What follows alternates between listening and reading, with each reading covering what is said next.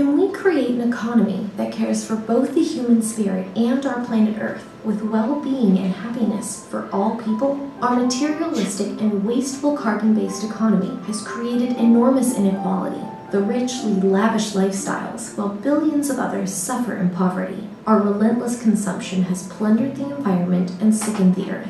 Yet we remain stubbornly obsessed with free market economics. At the heart of free market economics are three false beliefs about humans and the world we live in. 1. People are self-centered, caring only about themselves. 2. People are chasing after income to support fancy lifestyles. And 3. The environment exists for human domination. It's clear our economic focus on increasing income and consumption just isn't working. Is there a different model?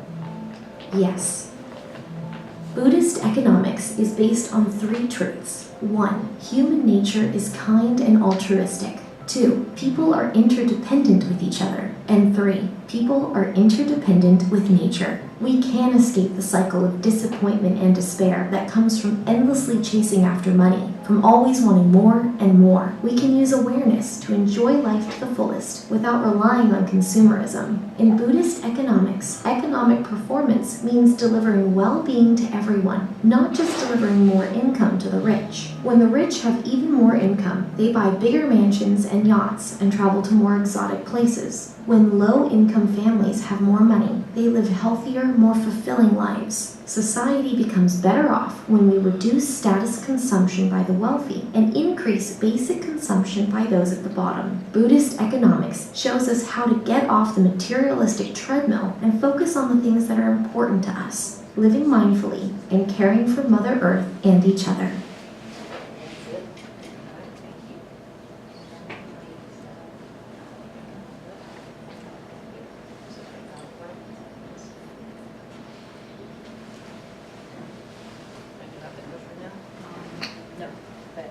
Right there. Oh, I should have 18 minutes now. It doesn't matter. I'm just saying. It's like, hey.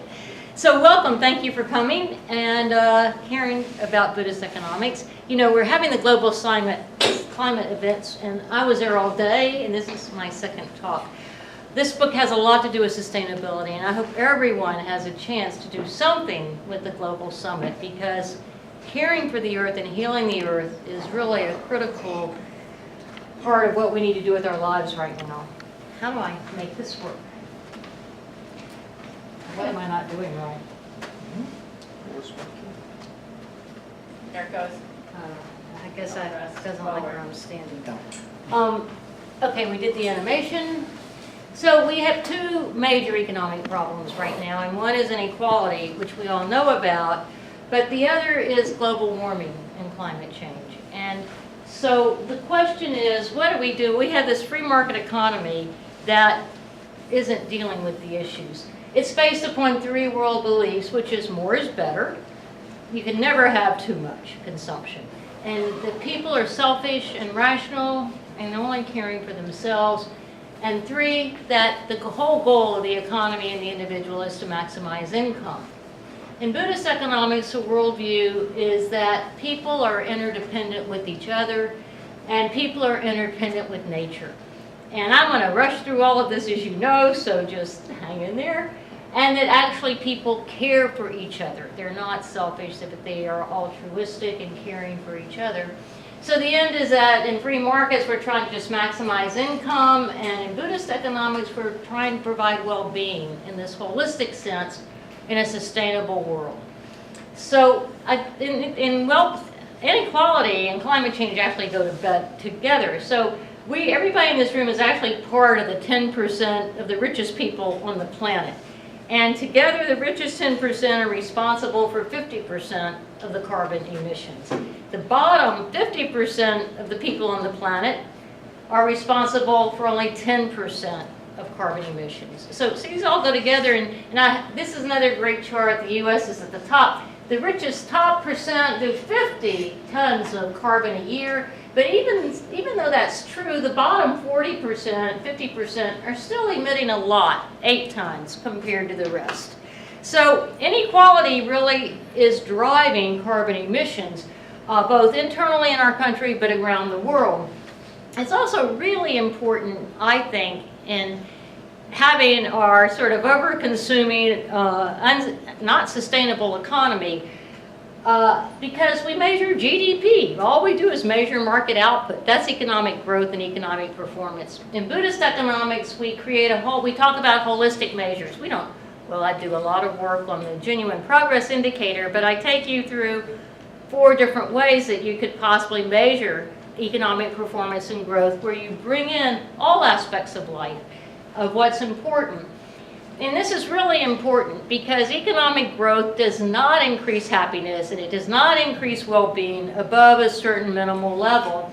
And then in fact, inequality and well-being are inversely related across sort of the richer industrialized countries. And here we are. Once again, the U.S., we're always an outlier. We are such an outlier, but not in a good way.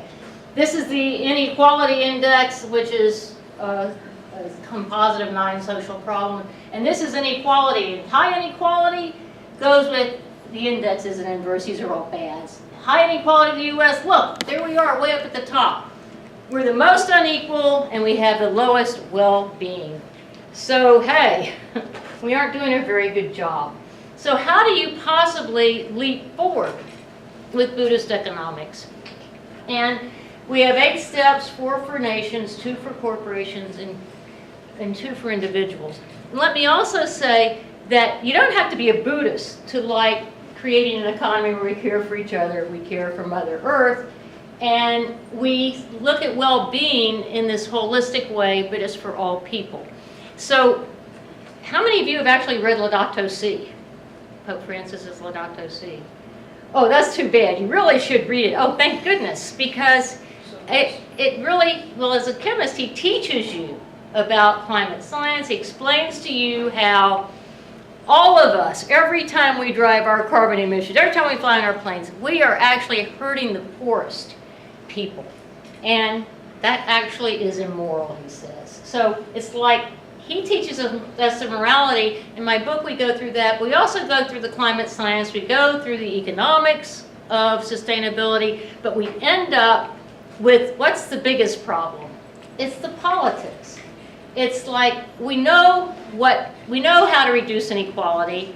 Nobel laureates have known that for years. I studied for 4 decades, and while I was studying how to reduce inequality and discrimination, what happened? It only got worse.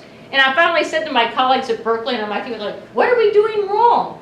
And now we have climate science, and you think, just a second, what? We can't fail again. We really do have to figure out how to take our research and our knowledge and do better, because we aren't going to have any second chances. Increasing inequality has really hurt people and caused a lot of unhappiness, and it actually ended up giving us Donald Trump.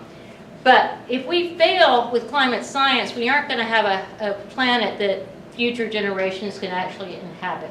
So let's just talk a little bit more about the 8 steps. The individual is, you really know, we know individually we want to live carefully, we want to care for people and care for the planet.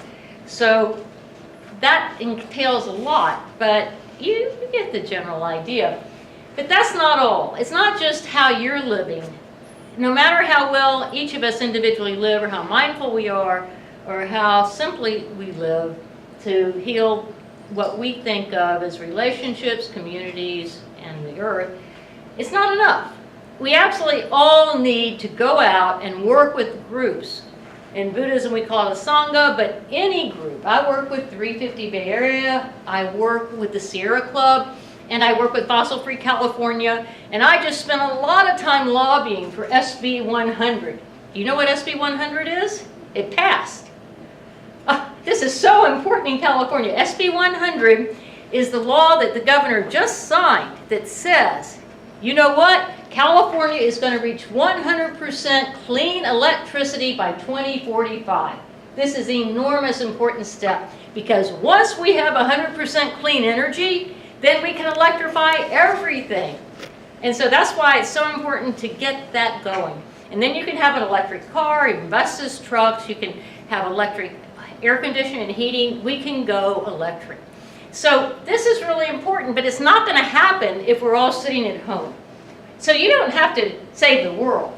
There's no one magic solution. All you have to do is find one thing that you're willing to do to work with others, to take in your talents and work in a group, because everybody has great talents that really, with some synergy, will happen in a really important, fruitful way. So you basically need to work with others to create the change that we all want. Otherwise, it's not going to happen. But when you do get out there and work with others, it truly happens. We do create the change. So you've got to work together and take action. Now, country policies, as I mentioned, we already know how to reduce inequality. We actually, each country does take policies that decide our carbon emissions. So we know the policies. We need the political will. And so some of the policies that we go through in the book are, you need policies to restructure the economy. And part of that is you need to tax and transfer. You need to also set up policies that create good jobs in the economy and give people work that they like to do, but also has time for balancing. Some people are scared of AI. I'm not one of those economists. I think AI is fantastic if we can get rid of drudgery work, but making sure that everybody still has work that they can contribute, because everybody wants to contribute to the community.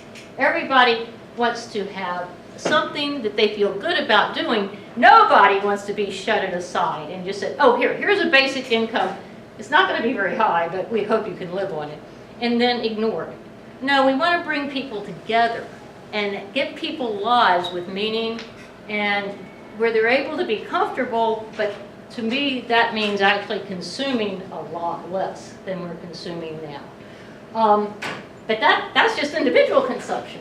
We want sustainable agriculture, which we know how to have regenerative agriculture. We've got to get rid of industrial agriculture, and we can. So there's a lot of research on that. And we want to measure economic performance holistically, and we want peace and prosperity. We have got to quit thinking that we're going to be in charge of the world with wars. Ever since I've lived, we've been at war. In some years it's more than others. But it hasn't gotten us peace at all. In fact, it seems to do the opposite. Then we have, I left out businesses because, to be honest, I have a hard time figuring out how we're going to make multinationals behave. But you definitely have to regulate them. You have to force structure in their market. I'll just say we could do a lot better. Do you know how much we subsidize the fossil fuel industry? And this was before Trump. We were giving them like $100 billion in subsidies. It was more than the subsidies to renewable energy. It's a little hidden. And so all the companies are out there fighting to get the government to subsidize them, and so they just got a huge tax break. The last tax bill basically was to reduce taxes on big companies and reduce taxes on rich people. And that's not the people in this room. We may be in the richest 10% around the world, but we're not within the U.S. In the U.S., when we talk about economic growth, over 80% of economic growth in the last 4 decades has gone to the top 5%. So we can't depend upon this idea of growing markets. Growing market output is going to make us better off. It's not, and in fact, it's been making us worse off because it's hugely increased carbon emissions. So what we need is the political will. We absolutely need political will and courage to take action on behalf of people and the earth, now and for future generations. It's a lifetime commitment and process. We're going to have to work together on it. So may we continue the journey together.